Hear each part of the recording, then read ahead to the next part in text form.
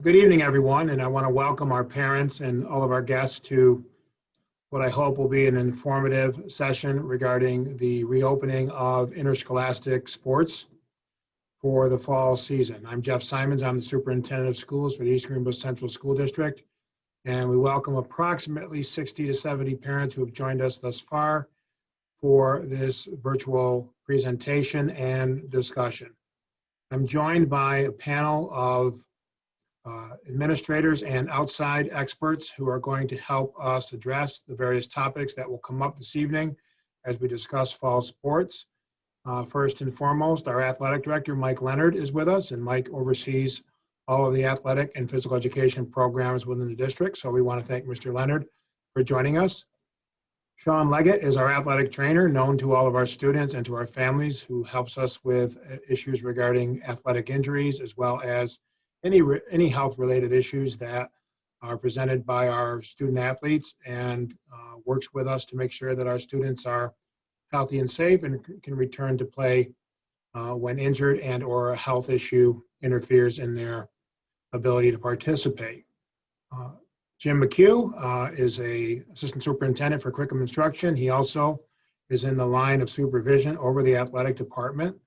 Mr. McHugh has been a longtime coach in the district, as well as an assistant principal, a principal, and now a central administrator. And he's been involved in athletics on a number of different levels for a number of years. So I'm glad that we're joined by Mr. McHugh. I want to extend my gratitude to Dr. Kevin Albert, who is also joining us this evening. Dr. Albert is the district's medical director and is a practicing physician. So at various times during our meeting this evening, he'll be responding to his patients. And so right now he is with us, but he is also taking calls to be able to respond to issues that he is incurring regarding his medical practice. We're joined with technical support from Peter Goodwin, our Director of Technology, and Mark Adam, our Public Information Specialist. I'm going to start with some opening comments about the decision to offer fall interscholastic athletics. Over the course of the last several months, as school districts have been anticipating, thinking about, planning, and coordinating the resources that were necessary to reopen our schools, we were also mindful of the fact that at the state level, there were discussions occurring regarding what would happen regarding interscholastic athletics. Those discussions have occurred within the Governor of New York's offices, as well as the New York State Department of Health. In addition, the New York State Public High School Athletic Association, which is the state's governing body over interscholastic athletics participation in schools, has had a number of discussions, as have each individual section. And in our case, Section 2, which is the governing authority within our region for athletic participation. And we have individual leagues. Our league is the Suburban Council, and our league superintendents and athletic directors have been having discussions of the various issues associated with reopening sports over the course of the last several weeks. So New York State has given us permission through the governor's office and through the Department of Health to reopen our fall sports season, but we have to do that within the guidelines established by the New York State Department of Health and the New York State Public High School Athletic Association. And those guidelines are critically important as we started practice today and as we continue to practice and look forward to contests involving our athletes. So on the invitation that you received, and it's on our website, there are two documents that we would like every parent or guardian and every player and coach to be intimately familiar with. The first is the New York State Department of Health's guidelines for reopening sports and recreation. That is available on a link on our website, and the guidance document from the New York State Public High School Athletic Association, which not only outlines the general guidelines for the reopening of sports safely, but also has some sport-specific information in it that we want our parents and our student athletes to be familiar with. Based on the state's determination to permit sports, there were a number of debates and discussions that occurred over the last few weeks regarding what sports schools should offer. And those decisions, well, driven by guidelines, were left up to the individual school districts, but of course the individual school districts participate within leagues. So for example, if we determine to offer a sport at the varsity or JV level, we need to have a level of coordination with other districts such as Shenendehowa, Bethlehem, Guilderland, and all of the other districts that compete with Columbia High School in order to make sure that we can field a number of games to make the sport participation competitive and worthwhile. So within the Suburban Council, there were numerous discussions about whether or not we offer sports at all, whether or not we offer, as the state guidelines indicate, moderate and low risk sports. Moderate risk sports include such sports as soccer and field hockey. Low risk sports include such sports as cross country and singles tennis, for example. Or whether or not we offer both low and moderate risk sports. We came to a determination in collaboration with our athletic department, our Board of Education, our coaches, and our students that our district, similar to the majority of the districts within the Suburban Council, would offer both low and moderate risk sports. One of the challenges for school districts was that we were being asked to start sports only a week after we were reopening our schools. And so the initial concerns of the superintendents and the athletic directors was we wanted to make sure that schools could open safely. We wanted to put our time, energy, and our resources into the reopening of school.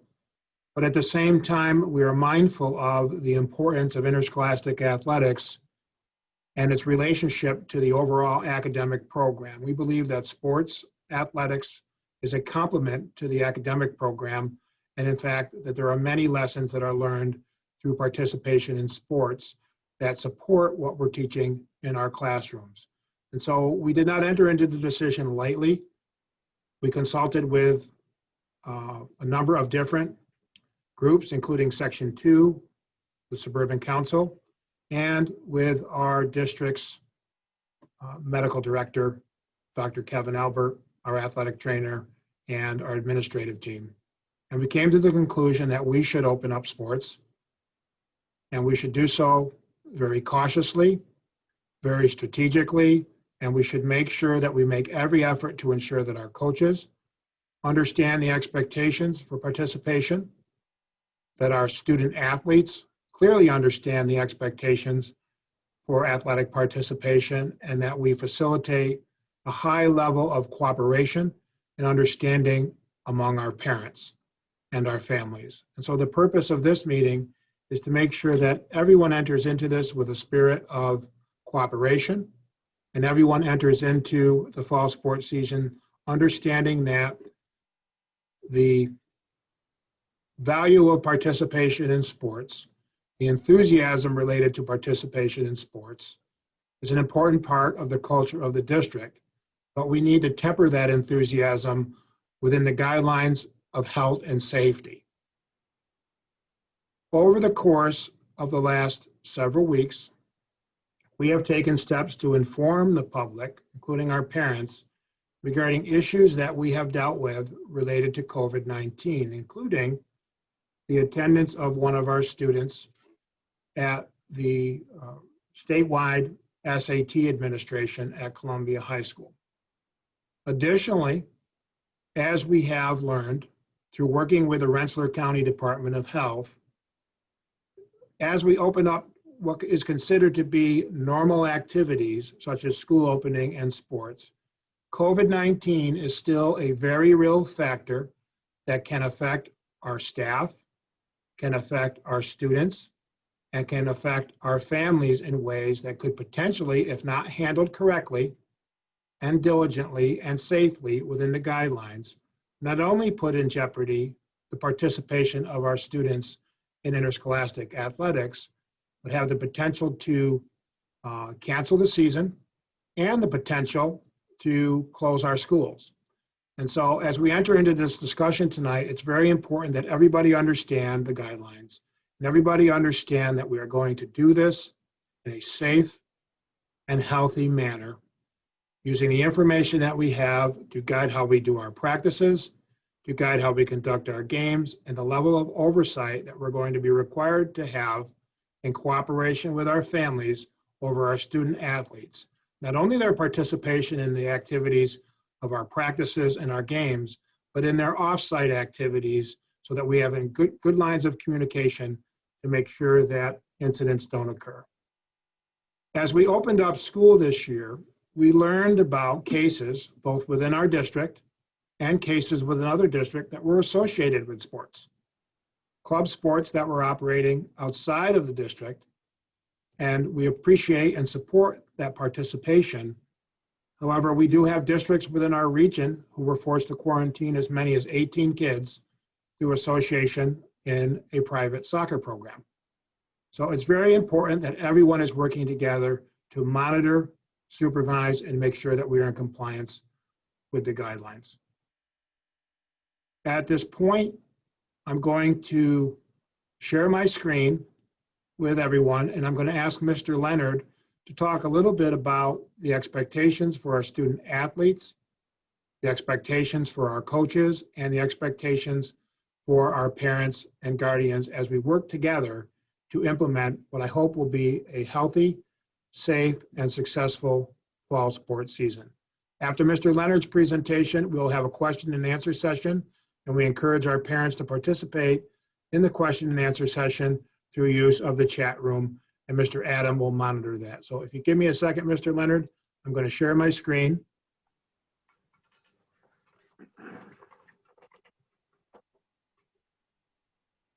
Bring over the presentation.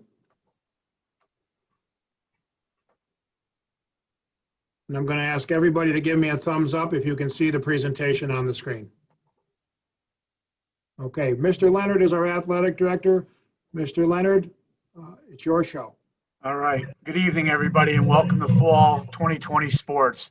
Nothing was more gratifying than seeing our kids today coming down here, getting ready, and underneath their masks, I saw big smiles, and it was just such a great thing to see.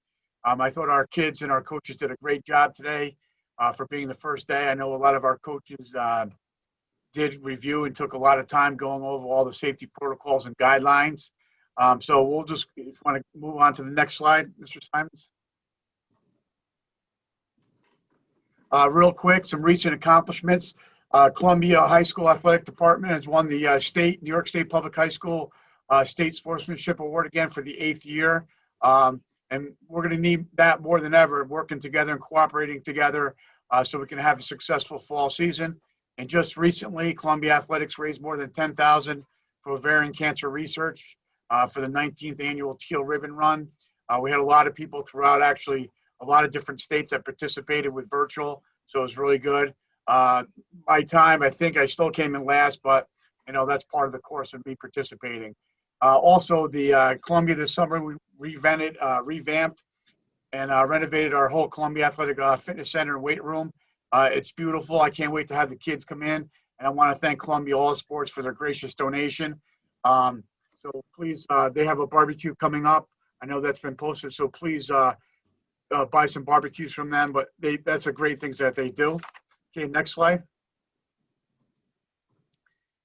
With all the different fall seasons, with the high-risk sports, football, cheer, and volleyball being moved to March, we actually have 4 athletic seasons. We call it Fall 1, Winter, Fall 2, and Spring. So actually, the student athlete can actually play in 4 different seasons this year. Can do cross-country, basketball, football, and baseball. So those dates, especially the winter and Fall 2 and Spring, are tentative dates. These dates are and guidelines are set up by New York State Public High School Athletic Association.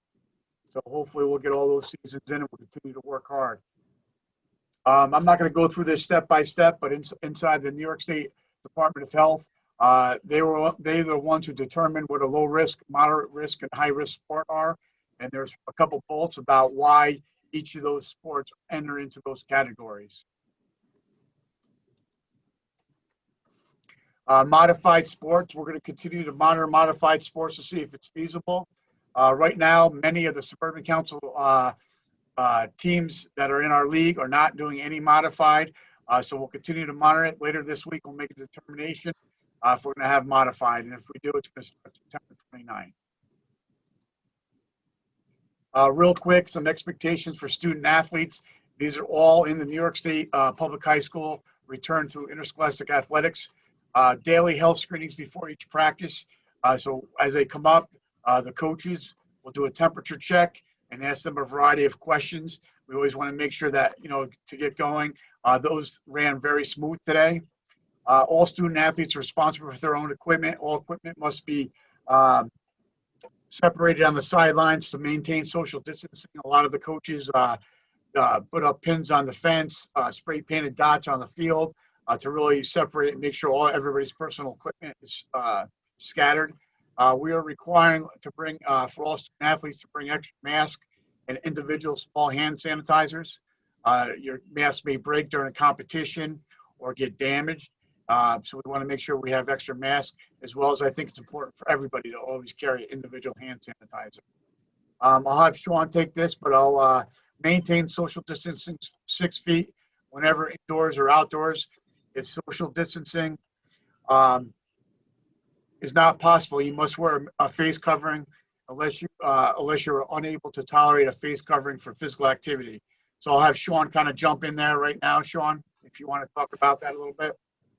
Yeah, so really what we're doing with the mask is New York State says if you're within 6 feet of another person, you have to have a face covering. And that's really going to transfer onto the field. And what we're going to do is we're going to have our athletes always have a mask on their person and wearing the mask. If they start not to be able to tolerate the mask, we're going to let them kind of pull the mask down or take it off briefly for a quick mask break. But then when we get back near another athlete, we're going to have to put that mask back on. That's really where we're at. The Suburban Council, I know, in New York State is having some more conversation about the mask policy. But here at Columbia, with Mr. Leonard, Mr. Simons, Dr. Albert, we all determined we wanted to go safe, better safe than sorry. So we're going to wear as masks as best as we can. Okay, going on. We want to make sure you wear your own appropriate workout clothing. Do not share any clothing whatsoever, any equipment. Individual clothing and towels should be washed and cleaned after every practice and game immediately on the return home. Athletes cannot share practice jerseys, and all practice jerseys must be washed after all practices and games as well. Also expectations, there's no hugging, high five, handshakes, or fist pumping. That's very important, again, to maintain social distancing. Social distance should be maintained in the national anthem on the sidelines. All equipment must be cleaned and disinfected daily. So if someone's bringing home a field hockey stick, make sure that your son or daughter's field hockey stick is cleaned and disinfected daily. For all away games and contests, there will be assigned seating on the bus. All the student athletes will be required to sit in the same seat both to and from a contest. Again, making sure that we know exactly who is sitting in what seat for contact tracing, as well as to make sure that we don't contaminate any other seat with anybody else. Also, this is very important. No team gatherings or parties will be permitted other than practice and games, no exceptions.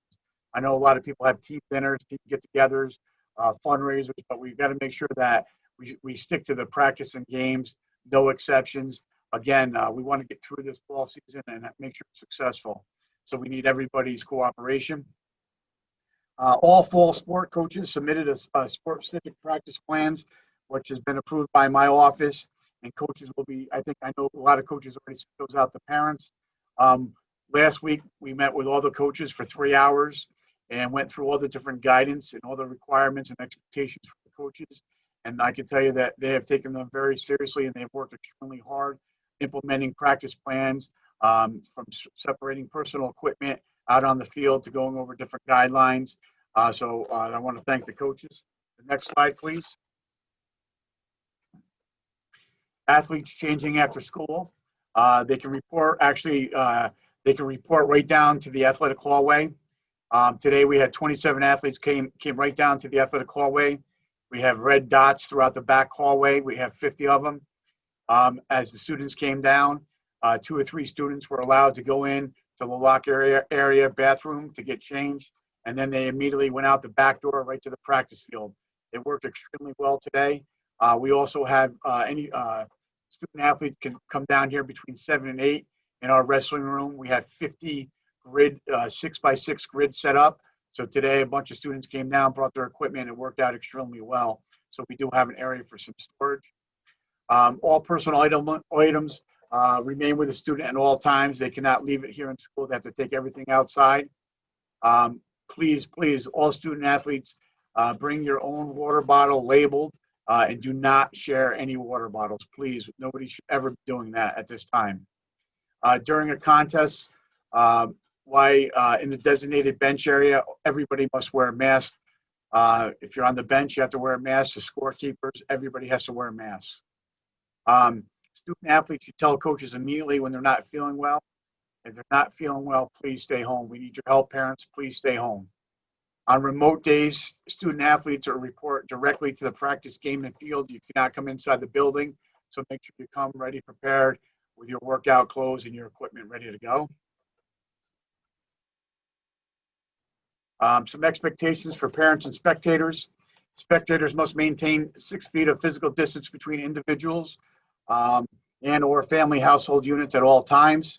All spectators must wear face coverings when they're not in the common area and situations where 6 feet of distancing is not to be maintained.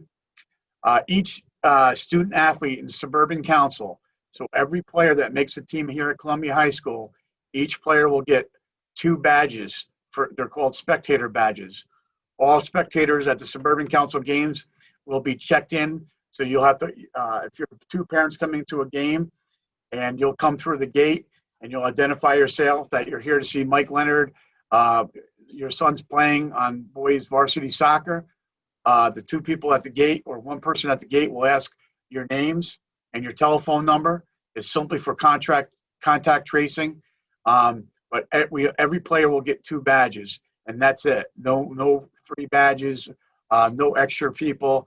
That is according to the New York State Department of Health and New York State Public High School. I can tell you this right now, that some other local schools, like Albany High School, is not allowing any spectators whatsoever. So we have to make sure that we continue to follow these guidelines and make sure that we at least have 2 spectators, 2 parents per player. And this applies for both home and away contests. Seating will be socially distant. So when you come in, say, the turf area at Columbia High School, there's a right lane, left lane going into the bleachers, coming out. All the bleachers will be identified with red X's where everybody can sit. Everything's going to be socially distant. There'll be plenty of signs in all of our fields and where people can sit or stand. Why seated?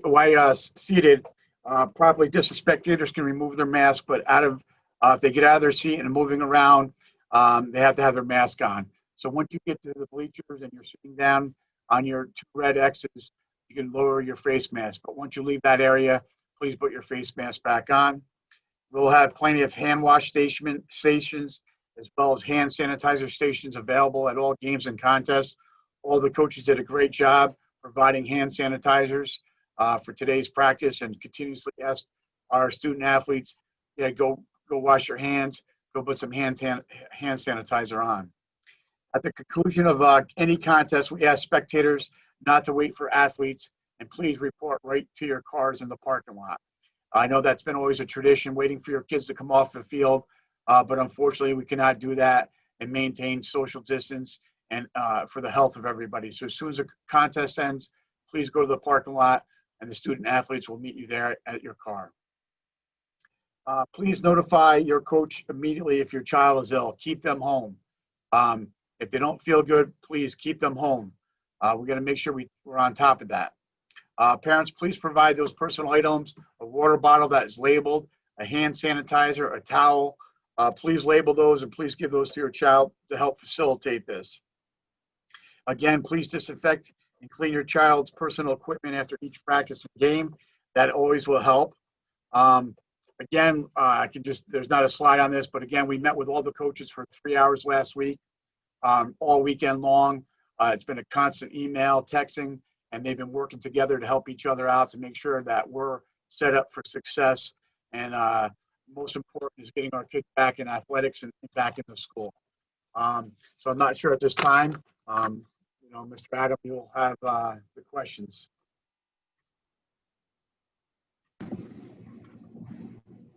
Thank you, Mr. Leonard. I appreciate. At this time, we have more than 100 parents who've joined us in the live stream. And at this point, Mr. Adam has informed me that we didn't see any questions in the chat room as of yet. So at this point, we're going to invite you to contribute questions. Mr. Adam, if you want to give us some direction in regard to that, and then we'll proceed with some discussion within our panel. Thank you, Mr. Simons. Yeah, so if anyone watching has a question or a comment, you can post that in the live chat room on the live stream through YouTube. There's a window right next to where you're watching the live stream where you can type in your questions, and then we can direct those to our panel members.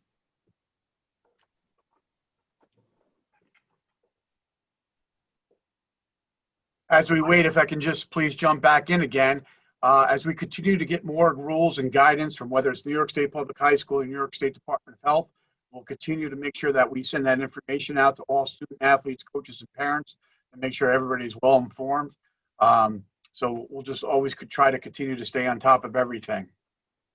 Thank you, Mr. Leonard. I'd like to invite Dr. Albert to comment on some of the issues that Dr. Albert and I talked about very briefly in the high school hallway the other day. So to start with Dr. Albert, the big question regarding whether or not to offer athletics this fall. There's a balancing act, and we talked about that balancing act between the value of sports and the risk associated with COVID. Can you give us your perspective as a physician on that? Sure, yeah, I agree. With everything that was set up to this point, athletics is really important in many ways. It adds to the student's life and livelihood. It helps with their mental health. It helps them study better. And just as a primary care provider, I've seen a lot of my patients' weights just going up and mental health problems as people have spent more and more time inside and not had the opportunity to get the exercise they really need. So I really think getting that exercise in athletics should be a priority, but it also needs to be done safely. And I think a lot of the precautions that are being taken are excellent and going to be very useful, in particular the social distancing and making sure that people are not being exposed to each other's possible droplets that have contaminated things, or directly between each other. With some sports, like the low-risk sports, say, for example, tennis, that's an activity which players can get good exercise and compete.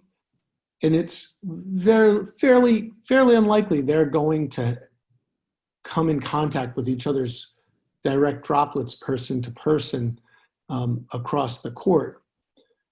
So I think those are great. My concern, I do have a little bit of a concern for some of the moderate sports, like, for example, soccer, where much of the time they're running around getting good exercise, aerobic exercise, more than 6 feet apart.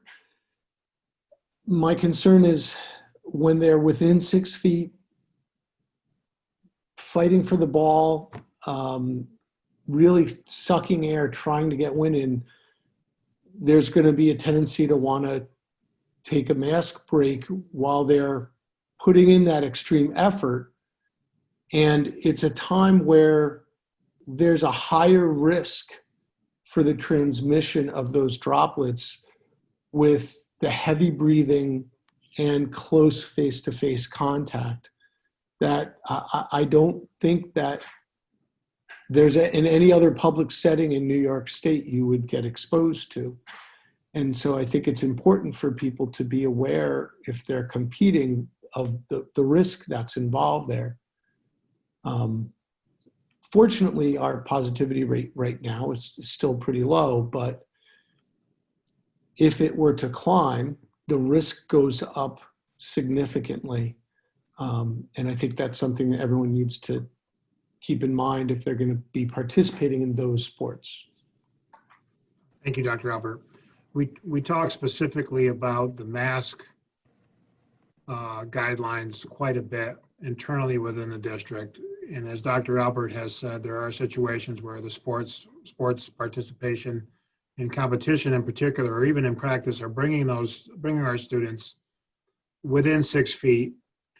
And in those situations, we need the support of our parents and our coaches to reinforce the importance of those masks have to stay on. And I think over time, our expectation is that we're building towards a toleration level for the kids so that they are able to compete aggressively. They are able to exert that level of exercise, but do so more comfortably, albeit it won't be as comfortable as not wearing the mask. Sean, do you want to talk a little bit about that, that process of getting the kids in shape to a point that their tolerance for the masks would be better than it might be as it was today? Yeah, today it wasn't as bad as we might have anticipated going into it. Mr. Leonard and I talked ad nauseum about how to make them wear a mask, how we can go about safely having mask breaks throughout practice, throughout games. And really, I was surprised at how well the athletes tolerated wearing the mask while doing their activities today. The coaches were great today, making practices socially distant. We were able to spread soccer teams out from multiple different fields. Field hockey was by itself, cross country. Teams used different parts of the campus to work out. And yeah, there was kids taking mask breaks, but I think more often than not, the kids had the mask on the entire time. And really what Mr. Leonard and I have said to the coaches, and we said to the athletes we've talked to, is the more we train with mask on, the easier it's going to get. And we have many different masks being worn right now, from disposable to cloth, and hopefully our athletes can talk to each other. Hey, this worked best for me, or this one worked best for us. And we can find a way to get through this rough time we're having, this COVID time, while still having the sports we love. And there's a lot of things out there. Our tennis coach showed us a foam device he had bought on Amazon that helped keep the mask away from the face a little bit more. So it kind of gave that feeling of more air getting in and out. And, maybe that's something we can get for the rest of our athletes. There's a lot of technology out there, and hopefully we can find something that works best for our athletes to keep them safe and still doing athletics. Thank you, Sean. Mr. Adam has informed me that we do have some questions from some of our parents. So, Mr. Adam, I'll take us to the first question. Sure. Thank you, Mr. Simons. When do you anticipate schedules to be completed? That would be a Mr. Leonard question. Mr. Leonard, you're on mute. Sorry about that. We're working on finalizing schedules now. Most coaches have already received schedules. What we're trying to do is schedule like one sport different each day because of busing. We're only allowed to have 22 people on a bus at one time. So for example, say boys soccer has 25 or 30 kids, we're going to need 2 buses. So we're trying to schedule, say, boys soccer on Tuesday, field hockey on Wednesday, as well as we're working with a lot of local state parks for cross country as well as golf courses. So I'm hoping by the end of this week, all the schedules will be out. All right. We had a follow-up question, Mr. Leonard. You had mentioned that Albany High School is not allowing spectators. We just had a question. Someone wanted confirmation. That's indeed what you had said. That is indeed what I said. Albany High School made a local decision not to have any spectators whatsoever. It will just be our team and our coaches allowed to participate at an Albany High School event. That's a local decision that they made. Again, I just want to talk about each player will receive 2 badges for 2 spectators, 2 parents to attend our games here at Columbia High School, as well as any other away games. And if that changes with other schools, I'll make sure I'll notify everybody. What is the policy for filming or taking photos on the sideline? Will that be allowed? No. We can set up, if someone wants to take films, we can set up areas up on the bleachers, maybe up by the press box. There's power. There's a lot more space up there to set up a camera. I've also talked to all my coaches. We'll definitely have senior nights. I'll work with them to provide a nice, safe, wonderful senior night. We did that in this past spring when we didn't have sports. It was very successful, but those are some of the things we're working on right now. We had a few questions about transportation, so I'll just go through these one by one. Is there a form that parents need to sign to drive their athlete to away games? Yes, they can pick that up, and it's also on our athletic website. And I'll make sure that I'll send that out as well. I can give that to you tomorrow, Mark, as well. Sounds good. And we may encourage that too, depending on our size of our teams and number of buses. So that also will be encouraged if parents could help us out with that. We're going to take a look at the policy that we've had in place, and I'll have some discussions with Mr. Leonard, as well as our Board of Education, regarding whether or not some of our policies regarding parents, for example, picking up students other than their own child from away games. We think there is an advantage to some of the considerations we have regarding busing and the limits of busing, that we want to have some revisions to those policies that would enable parents with enough notice and enough assurances to be able to pick up other players and bring them home. One of the things I would caution everyone on, however, is it's very important that when those types of activities are occurring and you're picking up a child, for example, in the car, that, perhaps you might consider that, if you are bringing somebody else home, that the mask stays on. And I know that may be an uncomfortable situation for somebody who has just come off of a sporting event, but, I think in the interest of minimizing the likelihood that there's some level of exposure, we would want to keep those masks on, particularly if we're sharing rides. And I think it depends on the circumstances. We have learned a lot through the contact tracing process of the Department of Health, and I'll talk a little bit about that later. But I think we have to gauge some of the advantages of providing parents with options for transportation that may not have been available in the past, and just making sure that everybody understands that there might be some controls that need to be in place to make sure that that occurs safely. Mr. Adam? All right, next question. Will there be transportation for those trying to attend practice on remote days? Unfortunately, we're not going to be able to do that. The restrictions regarding the transportation that we have to provide during the regular school day require more buses to be utilized. So, for example, we have to have one child per seat sitting near the window. To make the practice times work, for example, permitting some teams to practice immediately upon high school dismissal at 2:30, those buses are being utilized at the time for picking up kids for the middle school and the elementary school.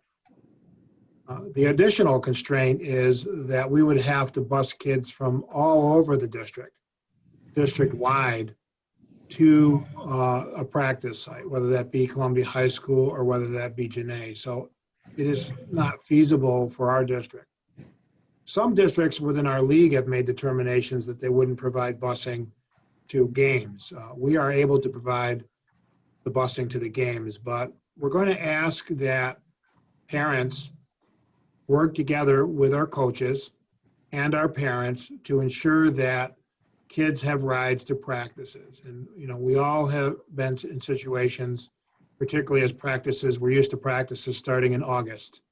And we all work together with an understanding that we've got to get the kids to practice. Everybody has to work. So if there are ways that you can work together as a group of parents to share that responsibility, to work together, and to have that be somewhat consistent for our kids. We appreciate that it's a constraint. We appreciate, and sometimes it is a real hardship with busy working parents to get those kids to practices, but we don't have the transportation available under the guidelines because of the restriction on our busing. And the hybrid model itself is a safe way to open schools, but it puts us in a situation where some kids will be attending in person and can simply go down to the athletic wing and get prepared for practice and go right outside, where other kids are going to have to be transported from home. I'm going to ask Mr. Leonard to make sure that the coaches have an understanding that in some cases, and we don't want this to be a regular occurrence, the kids will be finishing up their remote learning and have to get ready and get picked up and brought to practices. So there might be some circumstances where we need our coaches to be a little bit more patient and understanding that kids might be late. And we ask for their flexibility, our coaches' flexibility in regard to that. I myself gave some thought to that today. There are kids just wrapping up learning, and we want them to be able to complete those learning activities remotely, get ready to go to practice, and we want to allow enough time for our families not to feel pressure so that they're bringing kids to school for practice in an unsafe manner. It's better to be late for practice than to get in an accident or to have some kind of an emergency that occurs because you're trying to rush your child to practice. So our coaches are asked to be understanding regarding that. Mr. Adam? And a follow-up question from another person on that question was, how strict will you be for athletes to attend on remote days? For example, if parents can't get their child to a practice, how strict would those teams be?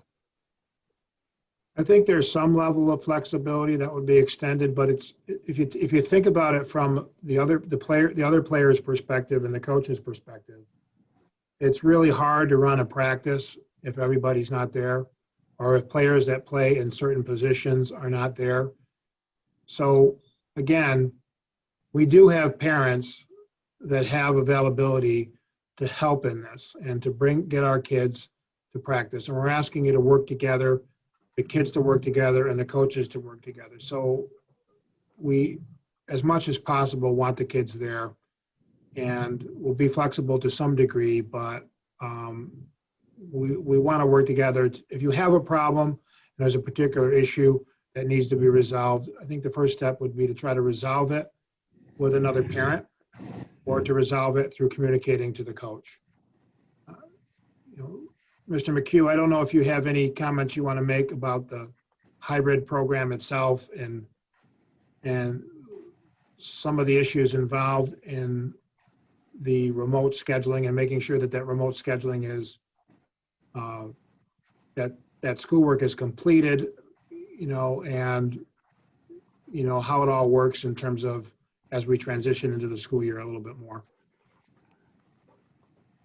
The hybrid model, really it's us making sure that we're in compliance with all the social distancing measures that need to be implemented.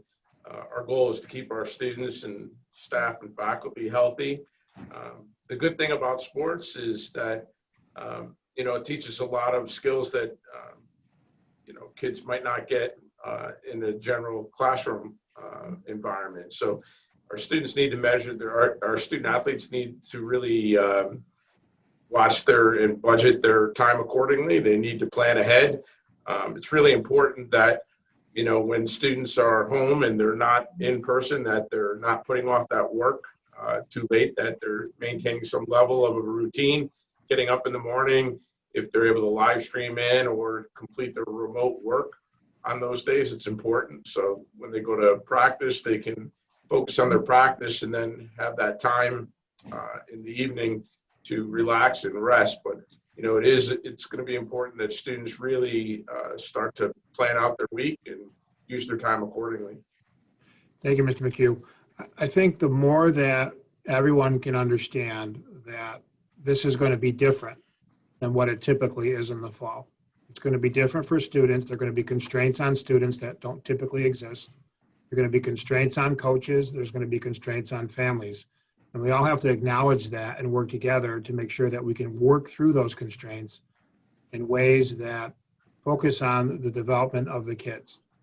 One of the things I said to the coaches last Thursday is we've had kids that have been inactive since March. We've had some kids that have been more active than others, but we've also had kids that have been basically removed from the level of physical activity that they typically experience. For example, the spring sports season, we didn't even get to any games in the spring sports. So everyone's going to be coming into this with a different level of preparedness, and everyone is going to be coming into this with different expectations. And my message to the coaches was, we have to focus on the social-emotional development of the kids as a priority in this, not necessarily the competitiveness of it. And so, yes, we like to make sure that our kids are as prepared as possible when we face other teams within the Suburban Council. But ultimately, this year, as we deal with opening sports in a pandemic, there will be constraints, and the focus should be on the overall health and well-being of the kids from a social-emotional standpoint. And so if it takes a little bit more patience on the part of our coaches, or it takes a little bit of working together among our parents to make sure the kids can get to practice, we're going to have to do that in order to preserve the fall sports season. Mr. Adam? Will there be transportation from Goff to Columbia for those trying out or practicing for JV sports? I believe that's in place. Mr. Leonard, do you want to talk about the shuttle? Yeah, shuttles happened today. We had shuttles from Goff to Columbia, as well as Columbia to Goff to the golf course. So we'll have multitude of shuttles. Mr. Noah, our transportation director, has done a great job working with us. So all those shuttles will be in play. Okay, thank you, Mr. Leonard. Next question, will games start at the same times as in previous years? Games, some JV will be 4:15. We'll have a lot of 4:15 and 6:30. We'll have back-to-back games. That's largely due to transportation issues from other schools getting here, as well as officials groups. We lost a lot of officials in a lot of different groups, field hockey and boys soccer in particular. So with less and less officials, they'll assign 2 officials for 2 games. So we'll do back-to-back. We've done that a lot in the past with field hockey. We'll also have to do that with some soccer as well. So traditionally before 4:15 and like a 6:30, 6:45. Like I said, like Tuesday will be a soccer day. Field hockey will be a Wednesday. And then everybody's going to really be competing on Saturday, home or away. We really packed in all the Saturdays in October to utilize and to be able to get buses. So that's how sports will, and hopefully the schedule will be out by the end of this week. Thank you, All Mr. right, next question. Is the mask requirement in place for all of Section 2? I agree with the district's position that all kids must wear masks, but what happens if the other team doesn't have the same policy? It's a great question. I'm going to ask Mr. Leonard and Mr. Sean Leggett to talk about that a little bit, and then I'm going to ask Dr. Albert to chime in. Through a whole league, we're actually meeting once or twice weekly, and what we're trying to do is come up with some guidelines for every sport we're going to play. The expectation throughout the Suburban Council is that all student athletes will wear a mask during all competitions. So, for example, let's take cross country, for example. Every kid will start out with a mask. Obviously, once they start running in the trails, they're going to naturally separate. It's not going to, it's going to be more than 6 foot. So they'll take the mask down, put it on their arm, finish up the race. When they finish up the race, only the coach and the scorers will be at the finish line. After they run through the finish line and cool down, when they come back to return, they'll have a mask on. We talked about certain things. For example, we've already implemented in soccer at the 20-minute break. We're also going to have a timeout, a mandatory timeout in soccer, where our kids, whoever we're playing, it's a mask break and a water break. So we're also implementing some natural breaks. We're also looking at other things such as golf, where it might be our 4 kids golfing together and we're playing Gilliland, and those Gilliland kids are behind us to keep cohorts, but at the same time, those masks will be on. So hopefully by the end of this week, beginning next week, as a league, we'll have some really clear guidelines particularly about every single sport.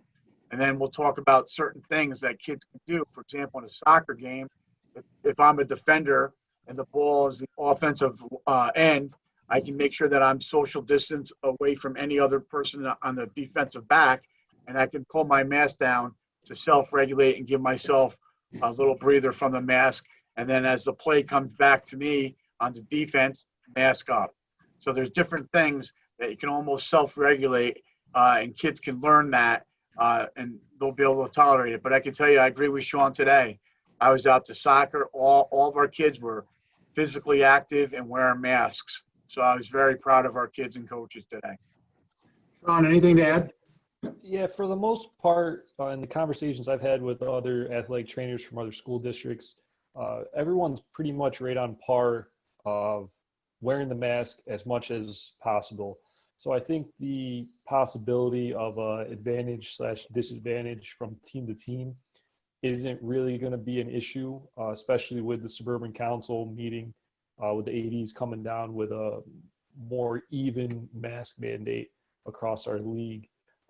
But just to echo what we've been talking about, the kids were great today about wearing the mask, still being active, taking those mask breaks when they needed to. But really, the more they train with the mask on, the more comfortable they're going to be with the mask on. And it's only going to help them in the game, because then they're not thinking about the mask anymore. They're thinking about the game. We've had these masks now for 6 months. I don't know about everybody else, but it's almost become second nature. I go to get a cup of coffee at Stewart's and the mask goes on before I even get my wallet out. It's just one of those things that we've started to get used to. And I think our athletes are going to do well with this too. Thank you, Sean. Dr. Albert recently did a presentation to our bus drivers in our transportation department. It was very informative. And one of the portions of his presentation he talked about was different types of masks. And with our coaches last Thursday when we spoke, there was a discussion of the district's decision that we would not permit gaiters to be worn. And the question I got from coaches was, what if another team is permitted to wear gaiters and we are wearing more of a face covering style mask? I just ask you, Dr. Albert, to talk a little bit about, well, that's our local decision that we've made. It's based on a concern that we have some consistency in the type of masks that kids wear. Can you talk a little bit about some of the things that you spoke of with our staff regarding types of masks? Sure. There's different kinds of face coverings that people will use. Are you able to hear me okay? Yes. Okay, thanks. So there's different kinds of face coverings that people will use. Some are more effective than others at protecting yourself and also protecting other people from you. So the cloth face covering that has a few layers to it, ideally at least 3, is one of the most effective at stopping particles from coming into your mouth. But more importantly, they're good at stopping particles from you going out to other people. The face covering is primarily used it's used as source control, not personal protective equipment primarily. So by covering your mouth, your droplets, when you don't realize that you have the virus inside of you, it's stopping those droplets from going to other people. And so that cloth face covering works quite well. A surgical mask or a medical mask is also excellent, and they tend to be disposable and not made for reuse over and over and over again. So you go through, you can't put them in the laundry basically, but they work quite well. If they have a little bit of a coating or design to them to be water resistant on the outside, that's also a big plus. And they can help, they tend not to conform to the face quite as much. So there tends to be a little bit more of a gap on some of them, depending on how you tie them. But again, the design is to keep the person's secretions to themselves and not spread them. The gaiters are a problem because they're generally just one layer of stretchable fabric. And I mean, you can hold them up to the light and see the weave. And as you breathe in, breathe out, stretch it over your face, those holes get bigger and allow for the droplets to get out of there. The reverse is also an issue. While the masks or the face coverings are not primarily designed to protect you, the mask wearer, a gaiter doesn't create much of a barrier from someone else's droplets into you. And there has been shown to be some benefit from people wearing masks and either having a lower rate of getting infected, a little bit lower rate of getting infected, or if they do get infected, it tends to be not as severe. And that's thought to be because either the virus doesn't make it all the way through the weave, or it dries out or gets sort of diluted as it gets breathed in, so that the people don't get sick or don't get as sick. With a gaiter, it doesn't really offer that much protection there. Thank you, Dr. Albert. Mr. Adam? Next question. In competition, if a student athlete or someone from another school's team tests positive following a game, would our entire team need to quarantine? I'm going to answer that question because I've been fairly familiar with the county's contact tracing process recently, and then I'm going to ask Dr. Albert if he has anything to add. We work with Rensselaer County Department of Health. We have been meeting with them since March, long before the reopening of schools was permitted by the state. We, meaning East Greenbush and all of the districts within Questar BOCES, Rensselaer County districts within Questar BOCES. So we've had discussions regarding a coordinated contact tracing process that we utilize in the event that a positive case is discovered among a student or a staff member. And based on the current guidelines, in the event that a student or a player or a coach, either on our team or on the other team, were at the same activity, and a child, say it was a student, let's say it was a soccer player, they tested positive, and they were our student. Once that test occurs and the result comes back, the Department of Health will call us. They call me, and I am informed of it. At the time they call me, they have generally informed me of where they were at in their contact tracing process. And contact tracing is determined by a couple of different factors.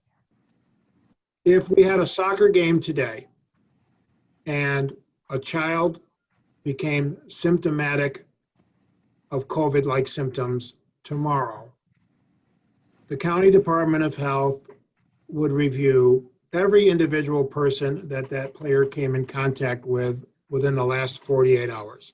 So it's 48 hours backwards from the onset of symptoms. And in that process, the county would determine what the level of potential exposure was, okay? And that can be different depending on the circumstances. So the county might ask, well, who was at the soccer game? Because the soccer game occurred today. They might request from each team and each district a list of all of the players and all of the coaches, and maybe even all of the parents and spectators that were there. They'll talk to the player they'll talk to others, and they'll try to determine were these individuals within 6 feet, this is important, were they within 6 feet for 15 minutes or more of the individual who tested positive. So the rule generally for contact tracing is you were within 6 feet of the individual who tested positive for 15 minutes or more. Those individuals who meet that criteria would be contacted directly by the county, and it would be determined whether or not they needed to go for a test or simply be quarantined. It's very important, and we've emphasized this with our coaches, that their practice plans and the game plans are documented in ways that would give us the ability to provide the county whatever information they need regarding who was there, what groupings were involved. So for example, if kids are in the same cohort for 5 different skill drills that rotate at a soccer practice, that's important information for our coaches to document, because it may not result in the entire team needing to be quarantined. It may be those individuals who came within the parameters of contact tracing, which is 15 minutes or more exposure. It all depends on the circumstances. So rosters, attendance sheets, who came into contact with others, all of that information is provided to the county, and then they make a determination. So it is not necessarily the case that both teams would be fully quarantined. It could be the case. It all depends on the level of documentation and the review provided by the County Department of Health. But that is the process that was followed regarding our SAT issue, and that is the process that continues to be followed by the County Department of Health. Dr. Albert, I don't know if you have anything you want to add. No, Dr. Simons, I think you hit the key features are 6 feet, more than 15 minutes for 48 hours prior to the onset of symptoms. The only exception that I could see that they might make would be for unforeseen exceptional exposure that wouldn't normally happen in public. And so it's not part of the guidelines, but could happen during an athletic competition. Thank you, Dr. Albert. Sure. Adam?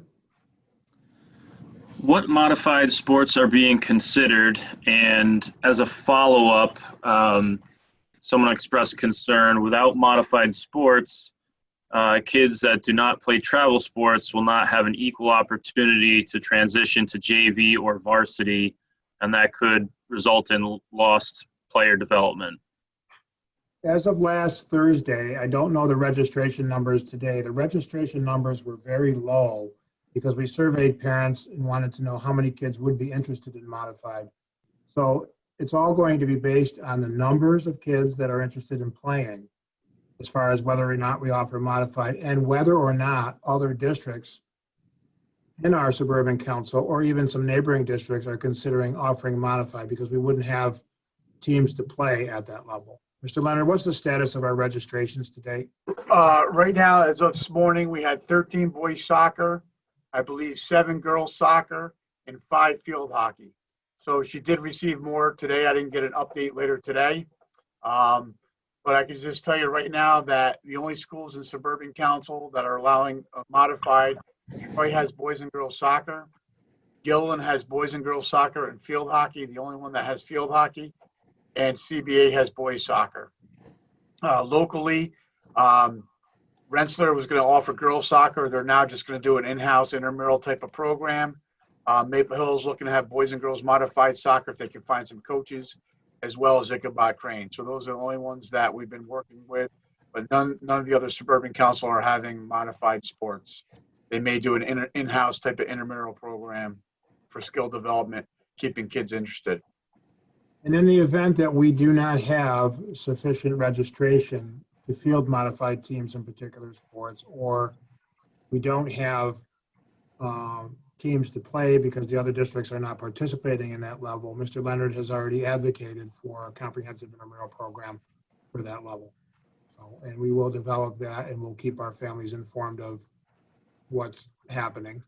The issues around offering modified were and whether or not we would offer it were driven by transportation concerns with the limited ability for districts to transport kids, increasing the level of activity and contact within any particular district, trying to reduce that. And also, as we reopen, the priority has really had to be on reopening schools academically. So all those three factors played into districts determining how much they could really do in such a short period of time and do it safely regarding modified sports. In the event that we do have enough kids to field a particular sport, and there are sufficient teams in other leagues or other districts to compete with, we're still considering it. We haven't made any final determinations. Next question. Will golf students have a place to change before going to the high school, and where can they keep their gear without lockers? Leonard? Today, I know that they were allowed into the locker room bathrooms to change quickly, only 2 or 3 at a time. And a lot of the student athletes brought their gear right into their first period or homeroom. And most of those teachers let them leave their bag, equipment in the back part of the locker room. Typically in the fall, in the past, we've let them keep it in the fitness room, and it's been kind of piled up, so we don't have that space. But also work with Miss Barker to make sure that if we needed some added space, I'll work with her to get some added space. Thank you. Back to the spectator badges, Mr. Leonard, are those transferable? So could it, one be for a parent and one for a sibling, and then the next game, could it be for both parents? Is that transferable? Yes. So we would just need to know, they would come into a game, they would have their 2 spectator badges. It might be a parent and a grandparent. We will just simply ask their names, who they're here to see, and their telephone numbers to make sure we're keeping contact tracing alive and all that information. So yeah, they're transferable. It could be a parent and a sibling one game, and then the other parent and another sibling another game. But they just get 2. Sports are frequently played in inclement weather, such as rain. Has there been any thought given to the ability to breathe through a wet mask? That might be a Sean Leggett question. It's a good question. I think one of the issues is we have to bring more than one mask to be able to change it in the event of inclement weather. But Sean, do you have any comments on that? We are asking our athletes to bring multiple masks because especially boys soccer today, they have a number of mask break while practicing, but our coaches had extras available, and all of our coaches do have extra masks available. A wet mask is something we're going to get from weather, but we're also going to get it from perspiration as well. And these masks will hold up through that. The heaviness in the mask, if that's something you experience during these practices, it might be someone who needs to change their mask at halftime or maybe even between quarters. That's something that the athlete's going to kind of have to figure out as they go through the seasons. But as far as breathability, Dr. Albert, you might be able to correct me if I'm wrong, but I do believe these masks are all able to withstand the moisture, especially the 3-layered cloth masks, and should hold up and protect our athletes through rain, sleet, and snow. Yeah, I think it's going to depend on the individual mask people choose to wear, and some will do better than others depending on the fabric that they're made out of. I would say that a consideration should be made for how much the precipitation that's out there is causing a problem for the athletes to breathe through their mask. The guidelines released, as far as I understand them, specifically say that if the mask is going to be getting really wet, like in swimming, it just shouldn't be part of the sport, and other accommodations need to be made. So if it's a light rain and most athletes' masks are holding up and it's not a problem for them and they're able to cope, then that's fine. But if it's a soaking rain and the game would have otherwise gone on, but it's becoming an issue for the students' masks, it might be a reason to call the game. that's something we might have to do on a game by game and a case by case situation. Is if it is pouring rain and we have multiple mass difficulties on both teams, that's something that myself, Mr. Leonard, the officials, the other coaches, we can call a game or reschedule a game if need be.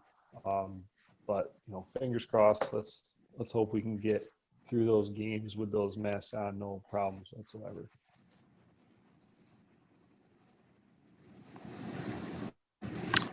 Mr. Simons, I believe we're out of questions. Can I just hop in here? I got one more thing I want to mention real quick. For those students that need to see Sean in the athletic training room, please email him. He's taking appointments by email only. We can no longer have 10, 15 kids down there with a limited space and with all the safety protocols. So please just email him and set up a time and an appointment, and he'll make sure he gets to every student. Thank you. Just want to add a couple of additional comments, some practical and some more hopefully encouraging. One of the things that was mentioned early on in this meeting was that there is a structure, there are rules, there are guidelines regarding how practices will be conducted, how games will be conducted, how spectator participation will be managed. It was also mentioned that as practices break up and parents are picking up their kids, the importance of leaving the campus and the site as quickly as possible. It's really during those social activities that occur as kids are transitioning after a game and parents are transitioning after a game that are really the bonding activities that bring the community together around sports, and we understand that. It's part of what makes Columbia High School in East Greenbush a great district, is that we come out, we support our kids, and we stay after and we linger and we socialize and we form a community around sports. And that's critically important, not only for our own sense of community, but for the sense of development of the kids. Unfortunately, we can't do that in the same way that we typically would. I worry more about those informal activities as activities are breaking up and kids are transitioning. For example, we've had to remind kids as they're exiting Columbia High School, the masks don't come off until they get into their cars or if they're picked up by their parent or a bus. So I'm asking everybody, parents, coaches, administrators, and players, to be mindful of the informal transitions that are occurring, and to, as much as possible, during those breakups of activities, be socially distanced and have the masks on.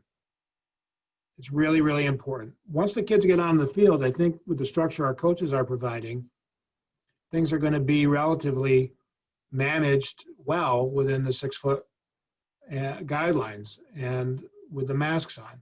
It's when things are breaking up and things become more casual that I worry that we're going to loosen it up to a point where we might potentially expose somebody. As we move into the fall sports season, as I said to our teachers on opening day regarding reopening, this is a one day at a time experience. We have to take every practice day, every game day as a gift. We have to make sure that we follow all of the guidelines to make sure that we show that we appreciate that gift and that we want to have our kids participate. Everyone will be dealing with constraints, but it's important to remember that we're working at this on a daily basis to get better at it. Sean talked about kids learning to tolerate the masks over time. There is an adjustment required of all of our families. We all love bringing everybody to the game. Mom, dad, grandma, grandpa, brothers and sisters. That's an important part of what we do in sports. It just can't happen right now. So we're asking everybody to follow the guidelines, everybody to be understanding, everybody to be patient and supportive of each other as we move into something that we have to take on a daily basis, assess and see where we're at. Hopefully, with an exercise of an abundance of caution, we will have a complete season and the kids will have a very positive experience and we'll all learn something from it, not only about our kids and their resiliency, but about the special community that we participate in here in East Greenbush. So I thank everybody for their participation tonight.